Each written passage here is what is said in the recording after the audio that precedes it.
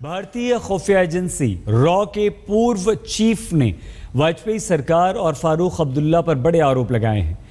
Raw के पूर्व chief का यह दावा है कि 1999 में एयर इंडिया की फ्लाइट IC-814 की हाईजैकिंग के मामले में वाजपेयी सरकार से भारी चूक हुई थी।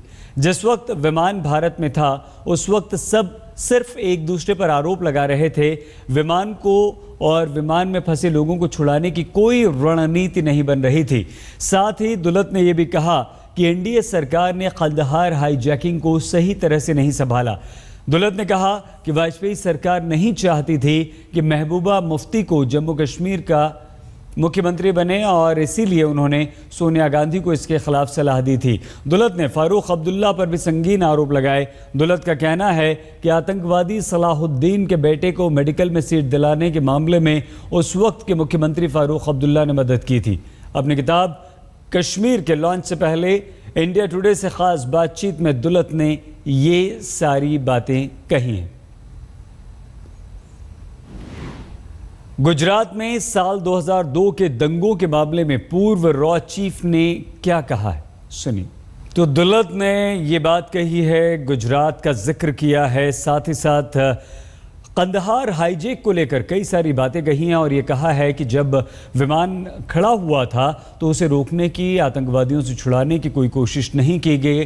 लेकिन फारूक अब्दुल्ला को लेकर भी आरोप लगाए हैं। क्या कहा है, सुनिए। Said Salahuddin contacted by phone the IB man in Kashmir, a man called KM Singh, and asked for a favor. What was that favor and what was Farouk's response? What he wanted was admission for his son, who used to live in Srinagar, in the medical college. And so KM thought, and I think KM was right, that okay, let's do this guy a favor. And the only way it could be done was through the chief minister. So he went to the chief minister and said, "Sir, कर दीजिए," and Dr. Farooq obliged as always. Kandahar विमान अपहरण के मामले को deal करने में क्या वाजपेयी सरकार से कोई चूक हुई थी? क्या कहा पूर्व रॉ चीफ ने, सुनिए। What went wrong? Why didn't the crisis management group act in that period? Well, let me say we goofed, but nobody. You mean the word goofed? You mean goofed? I mean goofed, yes, because of the fact that I'll tell you what was uppermost in everybody's mind. Nobody wanted to take a call. What was uppermost in everybody's mind was the security of those passengers. And so, instead of giving out clear, direct instructions to the Punjab police, which was in charge on the ground there, and to say that nobody was willing to say that this plane should never be allowed to leave Amritsar. That nobody said. ये बातें आपने सुनी। 2002 गुजरात दंगों पर दुलत ने कहा कि वो गलती थी और उसके अलावा कंदहार में चूक हुई। साफ तौर पर दुलत का पूर्व रॉ चीफ का ये कहना है। कांग्रेस को बस मौका चाहिए। कांग्रेस ने मुद्दे को तुरंत लपक लिया, लेकिन बीजेपी ने कहा कि कांग्रेस को इस मुद्दे को उठाने के लिए माफ़ी मांगनी चाहिए, जबकि कांग्रेस ये कह रही है कि नरेंद्र मोदी देश से माफ़ी मांगे। क्या प्रधानमंत्री मोदी जी कम से कम अब देशवासियों से 2002 के शर्मनाक दंगे और नरसंहार के लिए माफ़ी मांगेंगे? कांग्रेस पार्टी प्रधानमंत्री जी से पुनः अनुरोध करती है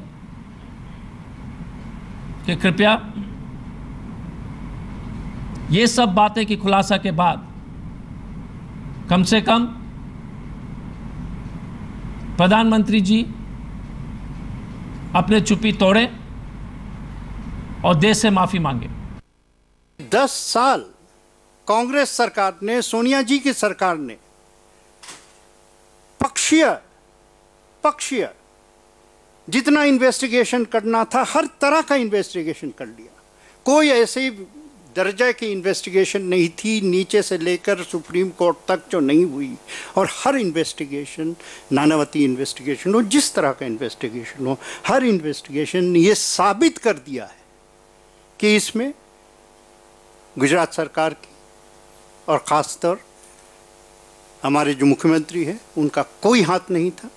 उस वक्त जो मुख्यमंत्री थे गुजरात के और आज जो हमारे प्रधानमंत्री, आदरणीय प्रधानमंत्री, उनका तिनका भर हाथ नहीं था। और ये प्रूफ के बाद तो वक्त आ गया है कि इस इशू पे कांग्रेस असल में माफ़ी मांगे। कांग्रेस प्रधानमंत्री नरेंद्र मोदी से माफी की मांग कर रही है तो उल्टा बीजेपी ने कहा कि यह मुद्दा उठाने के लिए कांग्रेस माफी मांगे। तो दुलत ने पूर्व रॉ चीफ ने 2002 गुजरात दंगे और कंधार पर कई सारे खुलासों के साथ जम्मू कश्मीर के पूर्व मुख्यमंत्री पर भी आरोप लगाए हैं सलाहुद्दीन की मदद के। सुनिए। हम ये बीजेपी एनडीए सरकार से ये मांगते हैं कि इस शहीद सलाहुद्दीन के बेटा के एडमिशन के विषय पर पूरी तरह से देश को जानकारी दे। किस कारण इस तरह का समझौता किया गया था, किस कारण एक कुख्यात अपराधी और आतंकवादी के साथ बातचीत चल रही थी। 1999 में सैयद सलाहुद्दीन वाला जो हिजबुल मुजाहिदीन के हेड हैं, उनके बेटे के बारे में उसका हमारी पार्टी की तरफ से हम टोटल अनइक्विवोकल डिनायल करते हैं। ऐसा हमारी जानकारी में कुछ नहीं था, टोटल डिनायल है हमारी, कोई इसमें नहीं थी। अगर ये फारूक अब्दुल्ला ने कुछ किया हो, डॉक्टर फारूक साहब ने कुछ किया हो, तो आप उनसे पूछ लीजिए। सेंट्रल गवर्नमेंट का इसमें कोई किस्म का हाथ नहीं था या ना ही सहमति थी।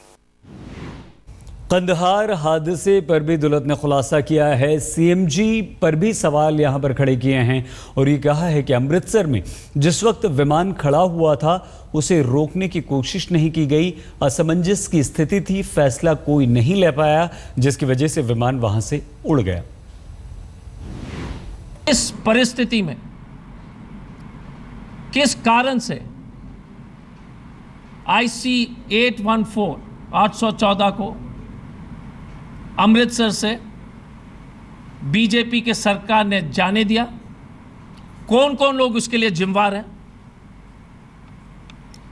और इस घटना से फिर से स्पष्ट होता है कि भारतीय जनता पार्टी हर समय जब भी सरकार में आए हैं उन्होंने आतंकवाद और आतंकवादियों से समझौता की है। कि आज भी कांग्रेस कह दे कि वो जो लोग उस जहाज में थे, 400 थे या एग्जैक्ट फिगर्स अभी 400 से शायद ज़्यादा ही थे, अभी भी कांग्रेस कह दे कि उनको मर जाना चाहिए था। हिम्मत है? उस वक्त सरकार ने जो निर्णय लिया था देश के हित में लिया था, देशवासियों के हित में लिया था और बहुत समझ बूझ के साथ लिया था और सबको जानकारी में रख के लिया।